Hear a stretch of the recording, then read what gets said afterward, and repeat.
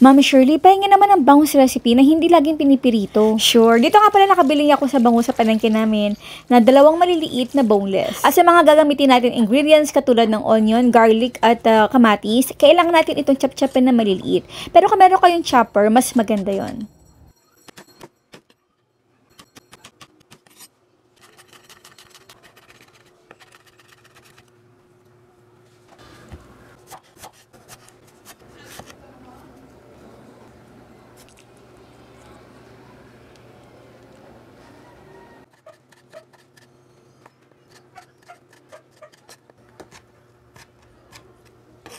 Lahat ng ito ay pagsamahin na natin sa isang bowl. At dito na rin natin i-mix yung mga ingredients ng mga pampalasa natin.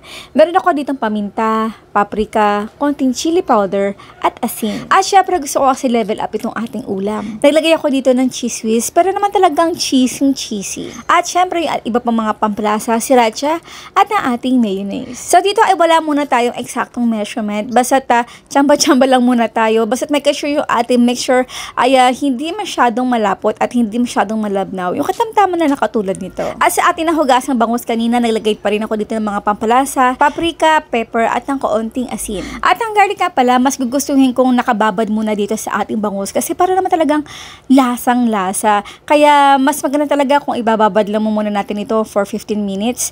Tsaka natin ilagay yung ating sauce na ginawa kanina. Nako, alam ko may magtatanong na, Mami Shirley, pa pwede na ba ito ihalo sa ating sauce instead na dito sa ating bangus? Yes, pwede naman. Pero yun nga, mas masarap kung maibababad natin yung garlic dito sa ating bangus.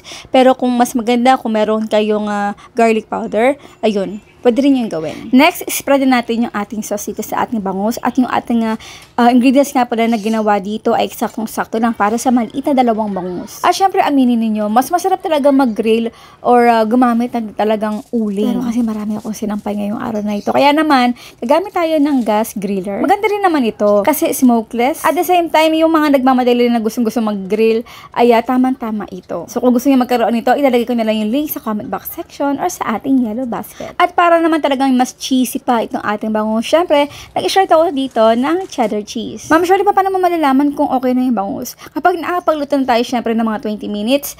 At number 2, kapag melt na yung ating cheese. Number 3, kapag nagda-dark na yung color sa gilid ng ating bangus. Naku, kayo ba? Ano ang pinakamasarap na sansawan dito sa ating cheesy bangus? Pakikomment naman sa comment box section.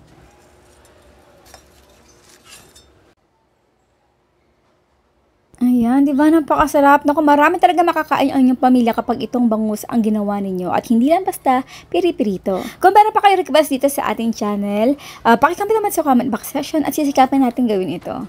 Bye!